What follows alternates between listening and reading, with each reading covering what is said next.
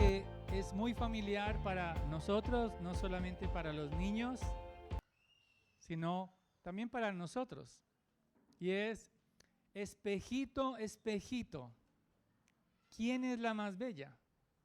Veo que a todos estamos familiarizados con esa frase.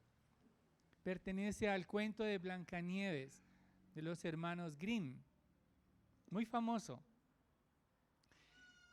El espejo le responde a la madrastra de Blancanieves: tú eres la más bella. Pero hay un problema. Más adelante vuelve otra vez la madrastra a preguntar a su espejo: espejito, espejito, ¿quién es la más bella?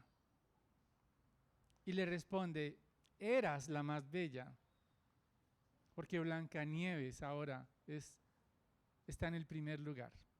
A partir de ese momento, esta personaje, que es el antagónico de la historia, comienza a buscar hacer todo lo posible para que el espejo le responda que ella es la única. Entonces empieza a buscar a Blancanieves y a buscar su muerte. Lo demás es historia. Sin embargo, nuestro corazón es como ese espejo al que queremos complacer. Y también nosotros trataremos de hacer cualquier cosa para recibir la aprobación de nuestros corazones. Y este es mi mensaje en esta mañana. Confía en Dios con todo tu ser y experimentarás su aprobación por medio de Cristo. Voy a repetirlo. Confía en Dios con todo tu ser y experimentarás su aprobación por medio de Cristo. Y aquí estos 12 versículos los he dividido en 3 partes, en 3 secciones que vemos allí. La primera, los versículos del 1 al 4, veremos, el llamado es a confiar en la palabra de Dios. Confía en la palabra de Dios. En segundo lugar, de los versículos 5 al 8, confía en la sabiduría de Dios. Y en tercer lugar, de los versículos 9 al 12, confía en el cuidado de Dios. Confía en la palabra de Dios, en la sabiduría de Dios y en el cuidado de Dios. En primer lugar, los versículos 1 al 4, confía en la palabra de Dios. Hemos visto cómo el autor de Proverbios es Salomón. Hay varios discursos hasta el capítulo 9, discursos que Salomón quiere hablar a su audiencia y especialmente a su hijo. Él utiliza esa expresión, hijo mío, encabezando cada discurso. Y ahora Salomón está implorando a su hijo que no olvide la enseñanza, que su corazón guarde los mandamientos, pero no cualquier mandamiento, sino los mandamientos de Dios. Se está refiriendo a como veíamos hace 8 días, guardar las enseñanzas tiene que ver con las palabras de Dios, la Torá. Recordemos que el pueblo de Dios leía estas palabras y comprendía que los padres debían instruir a sus hijos en la palabra de Dios, en la Torá, en la revelación de Dios. Entonces, la recompensa sería, versículo 2, porque largura de días y años de vida y paz te añadirán. Este lenguaje que utiliza Salomón es el lenguaje del antiguo pacto. ¿Por qué? Porque Dios había prometido a su pueblo en varias oportunidades que si ellos guardaban la palabra de Dios, guardaban las enseñanzas, guardaban su ley, ¿qué iba a pasar? Ellos iban a prosperar, iban a permanecer con una larga vida. Y por eso el llamado es a que todos los padres en Deuteronomio 6 instruyan a sus hijos en las verdades acerca de Dios, de Yahweh. aquel que los sacó de la esclavitud del desierto y los llevó a una nueva tierra. Ellos, los hijos, debían entender que no estaban allí porque ellos lo merecían, sino por la misericordia y la verdad de Dios. Entonces el lenguaje que está hablando aquí Salomón es un lenguaje del antiguo pacto. Y por eso el versículo 3 nos dice: la misericordia y la verdad nunca se aparten de ti. Átalas a tu cuello, escríbelas en la tabla de su corazón. Cuando leemos Éxodo, es familiar esa expresión. Escríbelos en la tabla, pero ya no en las tablas de la ley, sino en la tabla del corazón. Israel tenía problemas más serios que los que tenemos nosotros, porque ellos no podían obedecer de manera espontánea, porque no tenían el Espíritu Santo dentro de ellos. Ellos obedecían porque eran llamados a obedecer, o porque si obedecían recibían el favor de Dios, y si desobedecían recibían la ira de Dios. Estaban entre dos opciones. Ellos no podían obedecer de manera natural a Dios. ¿Por qué? Porque como leíamos hace un momento en Ezequiel, era necesario un nuevo corazón para poder amar a Dios, amar la palabra de Dios. Era necesario que el corazón de piedra fuera transformado por un corazón sensible a Dios. De lo contrario, iban a obedecer solo por cumplir. Y por eso el lenguaje del pacto está allí, en estas palabras: la misericordia y la verdad debían ser esculpidas en el corazón. Este es el lenguaje del Éxodo en el Sinaí. Como les decía, las tablas de la ley fueron escritas por el dedo de Dios en la piedra y dadas a Moisés. Y precisamente en Éxodo capítulo 34, versículo 6 dice la palabra de Dios: y pasando Jehová por delante de él, de Moisés, proclamó: Jehová, Jehová, fuerte, misericordioso y piadoso, tardo para la ira y grande en misericordia y verdad. En otras palabras, misericordia y verdad tienen que ver con el carácter de Dios. El pueblo de Israel necesitaba recordar la misericordia de Dios. ¿Cómo es que merecían la ira de Dios, pero Él les dio misericordia? Porque Él no los salvó porque eran el mejor pueblo, sino solo por su misericordia. Y Dios permaneció fiel al pacto. No se retractó de esa promesa al pueblo de Dios. Pero tampoco se retractó de su nuevo pacto. Hay un nuevo pacto para el pueblo de Dios. Ese pueblo de Dios ahora no pertenece a una etnia, sino que ahora de toda lengua, de toda nación, Dios ha recogido a su pueblo, a todos los que creen en Jesucristo, a todos los que se arrepienten de sus pecados, los ha recogido en su iglesia para adorarle, para amar su palabra y para vivir su palabra. Y es por eso que la misericordia y la verdad nunca se aparten de ti, porque ellos necesitaban recordar y atarlas al cuello. Es como llevar un letrero, un pequeño letrero todo el tiempo, como si fuera un dije grande: misericordia y verdad, misericordia y verdad. Y por eso la palabra de Dios, la gracia de Dios en Cristo, tiene que estar esculpida no solamente en nuestras mentes, sino en nuestro corazón. Porque debemos recordar no el antiguo pacto, sino el nuevo pacto en la sangre de Jesucristo.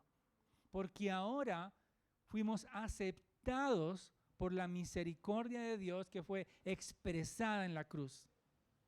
Dios expresó su misericordia y verdad porque no pasó por alto el pecado, sino que Cristo recibió en la cruz del Calvario toda la ira de Dios.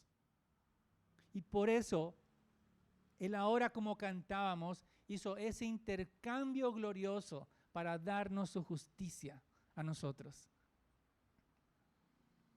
Dios provee gracia a su pueblo. Y el versículo 4 nos dice el resultado de la obra de Cristo en nosotros, el poder de Dios, el poder de la cruz a favor nuestro. Hay un resultado. Dice el versículo 4, así hallarás favor y buena estimación ante los ojos de Dios y de los hombres. Cuando el carácter de Dios está en nosotros, confiamos en la palabra de Dios. Cuando el carácter de Dios está esculpido en nuestras almas, entonces podemos crecer en Él, crecer en la gracia de Dios. Y eso es posible por medio de Cristo. Estas palabras del versículo 4 nos recuerdan a Lucas capítulo 2, versículo 52. Jesús crecía en gracia ante los ojos de Dios y de los hombres. Crecer en gracia ante los ojos de Dios implica recibir la aprobación de Dios.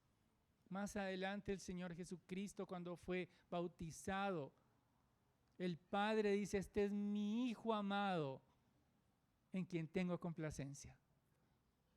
Y ahora nosotros, por medio del arrepentimiento y la fe en Jesucristo, como lo estudiábamos esta mañana en la escuela dominical, por medio del arrepentimiento, ahora nosotros somos declarados justos. Y eso es un gran misterio. ¿Cómo es que nosotros, pecadores empedernidos, somos llamados justos? ¿Cómo es que ni siquiera nuestro propio corazón puede llamarnos injustos por la obra de Cristo? Por su poder, por su sangre derramada. Ahora nosotros hemos recibido la justicia de Dios en Cristo para que podamos amar a Dios, para que la palabra sea parte de nuestra vida y seamos aprobados por Él. Creo que parte del asombro del Evangelio para muchos, cuando conocen el verdadero Evangelio, porque les han enseñado que hay que pagar por su salvación. Les han dicho: tienes que hacer esto, tienes que involucrarte en esto y tienes que hacer lo otro para agradar a Dios. Y cuando no lo están haciendo, entonces se sienten culpables, con una acusación legalista sobre sus vidas. Pero la gloria del Evangelio es que hemos sido declarados justos en Cristo, solo por medio de la fe, solo por creer en Él. El Espíritu Santo entonces redarguye nuestro espíritu y nos ayuda a poder decir: Abba, Padre, a reconocer que somos hijos, que Dios no es nuestro juez, que Dios no nos va a cobrar cada factura como si fuéramos deudores. Hay mucha gente temerosa porque piensa que va a perder su salvación con cada mal pensamiento. Entonces se sienten como en una montaña rusa de emociones. Su teología va arriba y abajo. Hoy soy hijo de Dios. No, ya no soy hijo de Dios. Como la Margarita, ¿no? ¿Me quiere? No me quiere. ¿Me quiere? No me quiere. Cristo ha provisto para nosotros aprobación por medio de su sacrificio perfecto. Y por eso podemos confiar en su palabra. Cuando confiamos en la palabra de Dios, confiamos en Cristo como nuestro Señor y Salvador. Cuando confiamos en la palabra de Dios, comenzamos a crecer a la imagen de Cristo. El propósito de Dios desde Génesis hasta Apocalipsis es tener un pueblo que habite con Él. Y por eso toda la historia de la redención tiene que ver con un pueblo que representa a Dios en este mundo. En el Antiguo Testamento vemos como Israel tiene que cumplir meticulosamente la ley de Dios, distinguirse de los otros pueblos por medio de sus vidas, hasta de su dieta, para no parecerse al mundo, no parecerse a las naciones idólatras. Y Dios establece un santuario, el tabernáculo, como Él establece un trono para ese pueblo, en el lugar santísimo, establece el trono de Dios para liderar a su pueblo. Sin embargo, ese pueblo no pudo hacerlo. Tuvo que ser exiliado por no obedecer a Dios, sacado de su tierra, pero regresó nuevamente. Continuaron tratando de hacer lo que podían. Eso lo vemos en Malaquías. 400 años de silencio y luego viene el Rey eterno, nuestro Señor Jesucristo, a hacer lo que Israel no pudo hacer. Es decir, a decirle no a Satanás en el desierto. 40 años estuvieron ellos en el desierto, negando a Dios. 40 días en el desierto, el Hijo de Dios reprende al enemigo, que lo hace dudar de la bondad de Dios. Nuestro Redentor entonces es como Israel, pero ahora el tabernáculo no está hecho de piedra como en el templo, sino que el tabernáculo de Dios es Cristo mismo. Él les dice a todos: destruid este templo y lo reconstruiré, porque ahora Dios mora con nosotros. Es Cristo Jesús. Y ahora su sacrificio es único y para siempre, como nos habla el libro de Hebreos. Ya no es necesario entrar al lugar santísimo con sangre el sacerdote para perdón de sus pecados y perdón de los pecados del pueblo, porque el velo fue abierto. Y ahora, por medio del único sacrificio perfecto, el Cordero de Dios, que quita el pecado del mundo, anunció Juan el Bautista, ahora podemos estar con Él para siempre. Y ahora ese pueblo está conformado por todos aquellos que han creído en Jesucristo como su Señor y Rey. Ahora todos aquellos que estábamos rebeldes, que estábamos pensando que nosotros éramos los autores de nosotros mismos, de nuestros anhelos, de nuestros sueños, ahora estamos sometidos a la autoridad de la palabra de Dios. Ahora obedecemos la ley de Cristo, esculpida en nuestros corazones por su Espíritu, no como una carga, no como para que Él nos acepte. No obedecemos a Dios para que Él nos prospere. No obedecemos a Dios como aquel que se esconde de un juez. No. Obedecemos a Dios como un Padre amoroso que dio a su Hijo por nosotros. De manera natural, no de manera forzada. Amamos a Dios porque Él nos amó primero.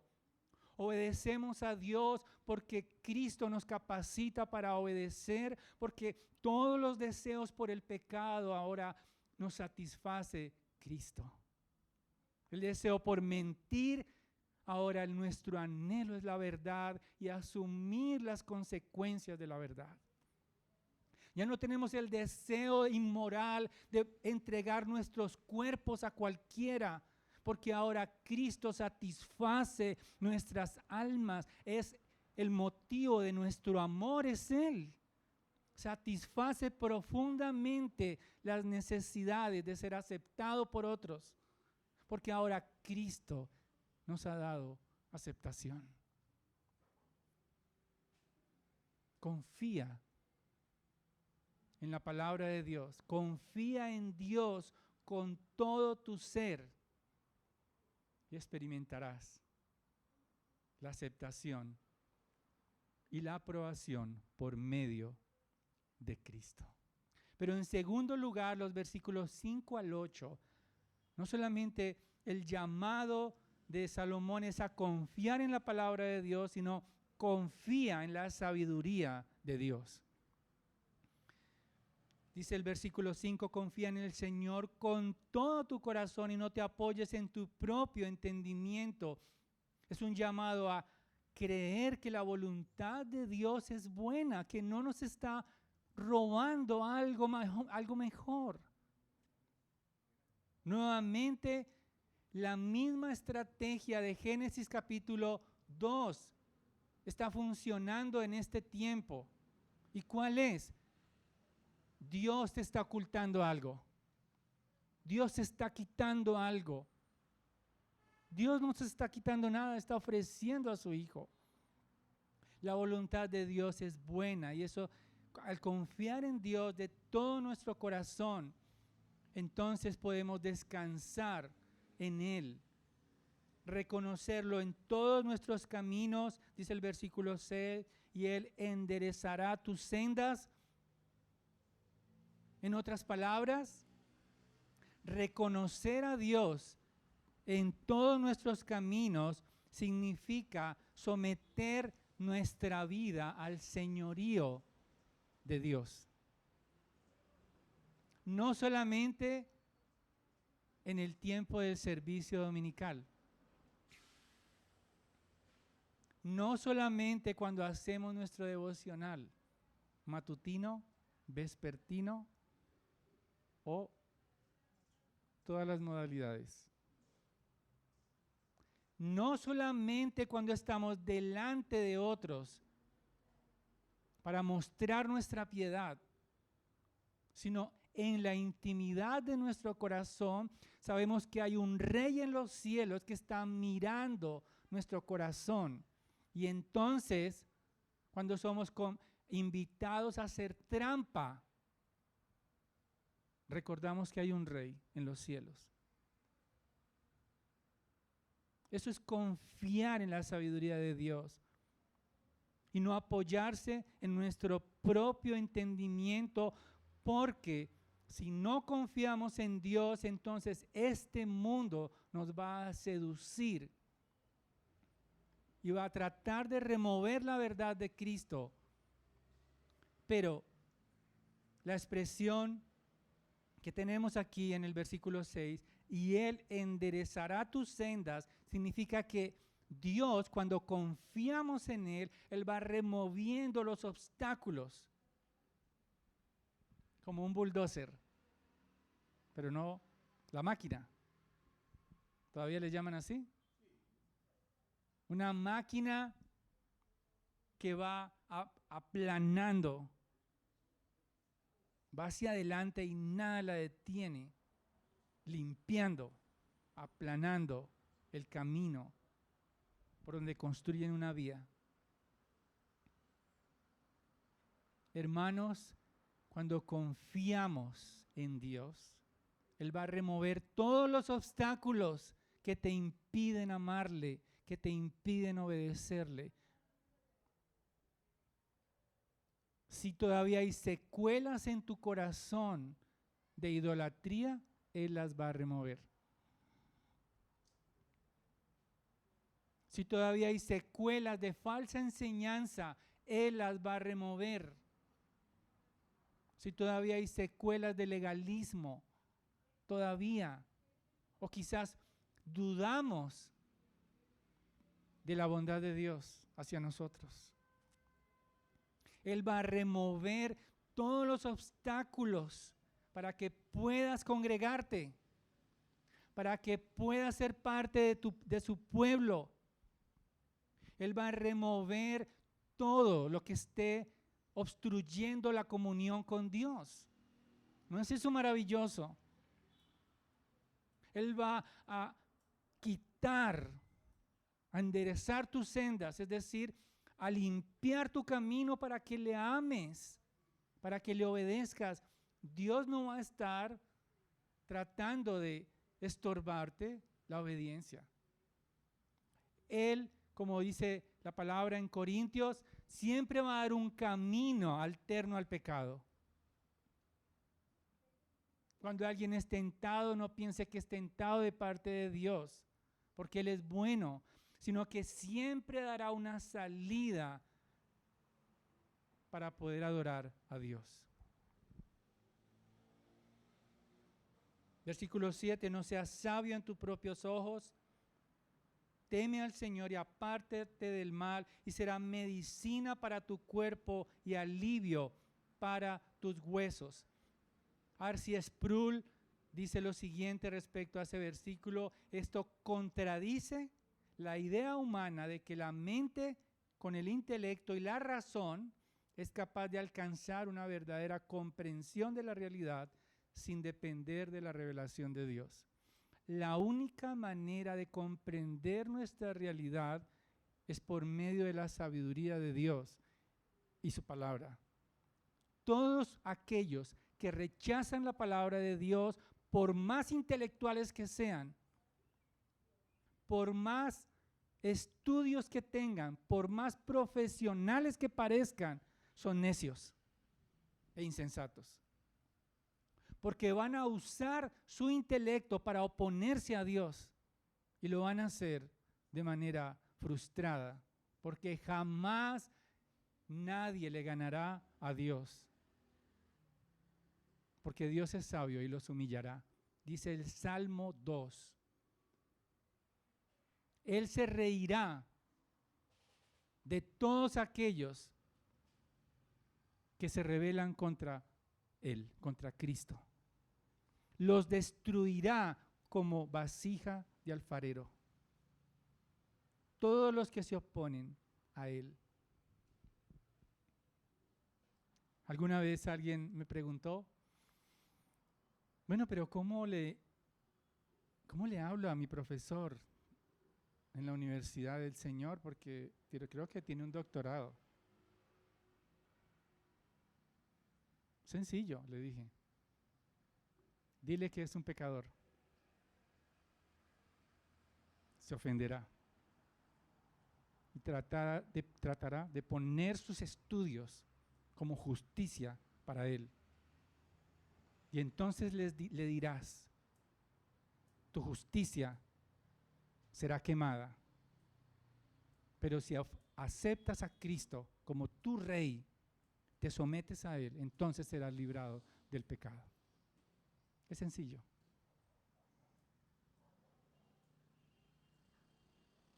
Hermanos, confiar en la sabiduría de Dios es medicina y alivio. Eso nos habla como que es un bienestar externo e interno. Hoy se habla hay un término holístico. No sé si lo han escuchado, pero suena así como bien sofisticado. Pero es como integral la palabra, ¿no? Solo Dios puede dar bienestar al alma y al cuerpo. Aún en el lecho de enfermedad podemos regocijarnos en Cristo. Aunque el dolor toque a nuestra puerta, tendremos refrigerio en Él para siempre. Nada ni nadie estorbará la paz de Dios a nuestras almas. Él es suficiente para darnos bienestar que el mundo no puede dar. Sin embargo, debes estar dispuesto a desechar las voces que te alejan de la verdad. Esta cultura pecaminosa de este mundo. No te dejes, o más bien no busques la aprobación de tu corazón, ni de este mundo. Debemos someter cada área de nuestra vida a la autoridad de Jesucristo. Padres, al criar a nuestros hijos, necesitamos no solamente que sean exitosos profesionalmente, sino que obedezcan a Cristo. Esa es mi mayor preocupación. Mi hija ya está terminando la universidad, pero mi mayor anhelo es que tema a Dios. Necesitamos en la crianza de nuestros hijos esculpir en ellos la gracia de Dios, la cruz de Cristo. En la manera en que trabajamos, someter toda nuestra vida a Él, a la gloria de Cristo. Que lo que hagamos no lo hagamos solamente por recibir un dinero, sino que podamos brillar en ese lugar de trabajo, haciendo las cosas honorablemente para Dios, amando y sirviendo a aquellos con quienes nos relacionamos, siendo luz en la oscuridad, rechazando las ofertas malignas, viviendo con la confianza en la sabiduría de Dios. La manera como estudiamos, no con el propósito único de poder crecer en el éxito profesional, en el éxito de la reputación mundana. Creo que el sueño de muchos jóvenes ya no es ser profesional, sino ser un youtuber. Para recibir la admiración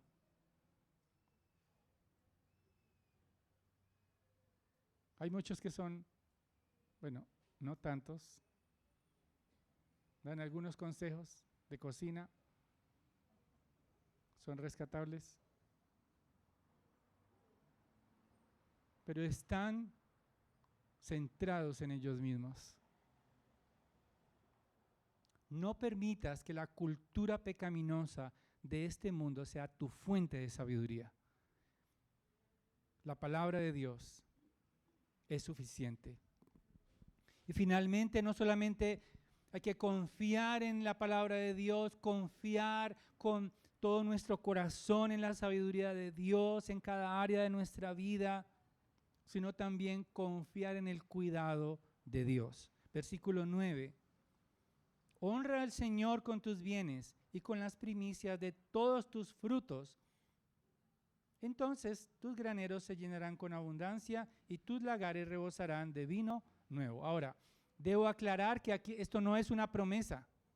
Son principios de sabiduría que normalmente son así. ¿Cuál es la excepción? Job.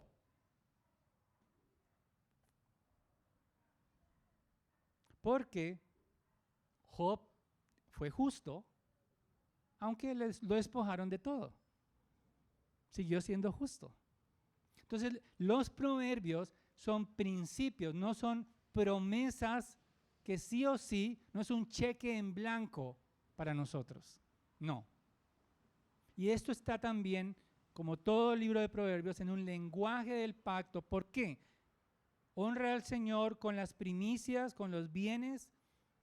Entonces, el pueblo de Israel debía presentar a Dios cada vez que había una siembra, o más bien cada vez que sembraban y cosechaban, debían presentar los primeros frutos. Eso está en Éxodo capítulo 23. Ellos presentaban esos primeros frutos como una señal de que Dios es el proveedor, de que Dios había hecho crecer todo ello y que Él era el que controlaba todos los procesos para que ellos pudieran tener esas cosechas.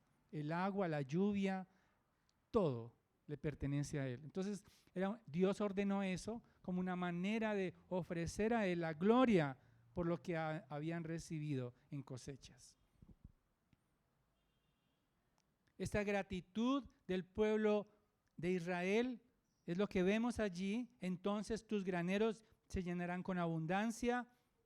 Es decir, para el pueblo de Israel, el grano, es decir, el trigo, el vino y el aceite eran los productos básicos de un agricultor israelita.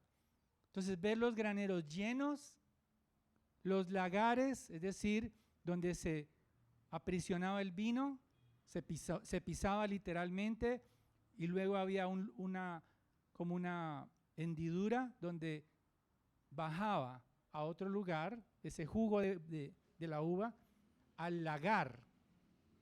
Entonces, los lagares llenos de mosto significa abundancia de uvas y de vino. Y donde hay vino, hay alegría. Entonces, esta descripción simboliza la prosperidad a todo nivel. Reconocer a Dios como el dador de todo, entonces producía un gozo amplio y suficiente para el pueblo de Dios. Ahora, nuestro incentivo para dar del fruto de nuestro trabajo no es recibir más. Mucha gente anda por ahí haciendo pactos. Bueno, yo doy 2 y me dan 4. Ese negocio está bien. Parece un negocio con Dios, tristemente. Yo doy tanto y me dan tanto. Voy a pactar, pero siempre salen ganando. No.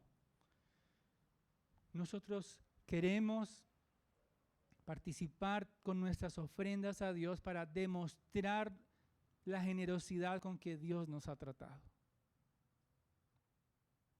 Por amor a Cristo, para que el Evangelio sea proclamado con libertad y no haya impedimentos.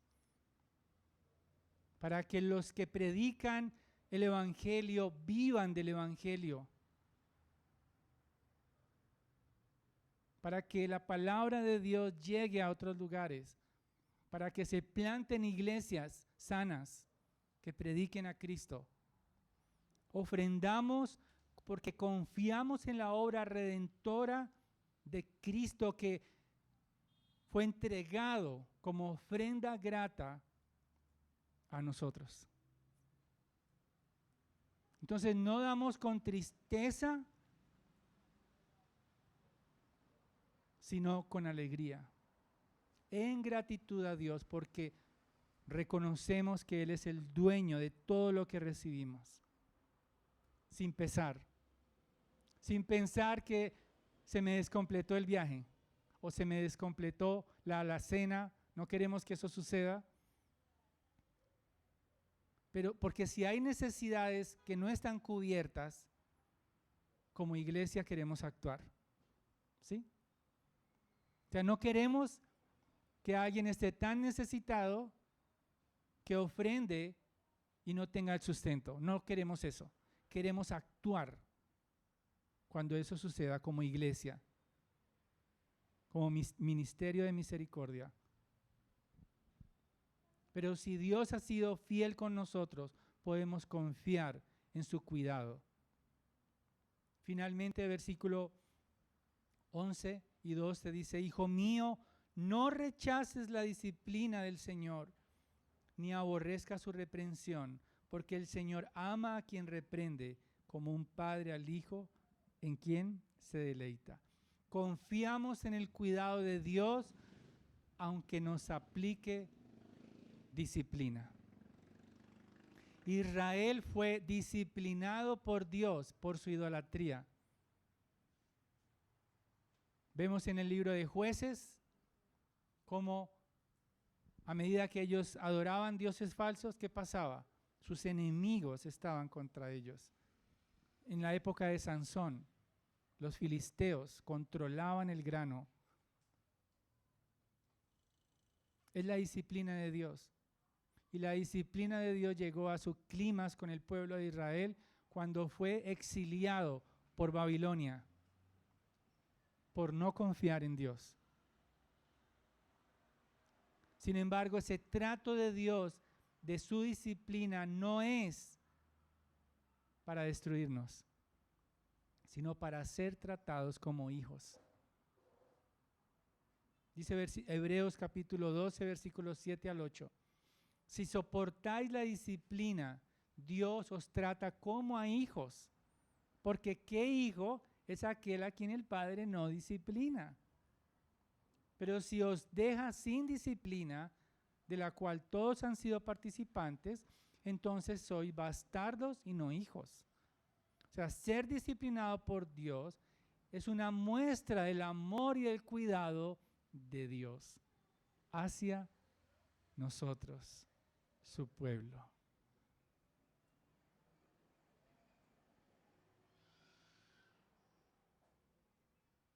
Confiar en la palabra de Dios, confiar en la sabiduría de Dios, confiar en el cuidado de Dios es posible. Cristo Jesús murió en la cruz para hacernos sensibles a su palabra, para remover el corazón de piedra, para confiar en Él, para despojarnos de nuestra propia sabiduría, para no escuchar la voz de nuestro corazón, para escucharlo a Él. Confía en Dios con todo tu ser y experimentarás su aprobación por medio de Cristo.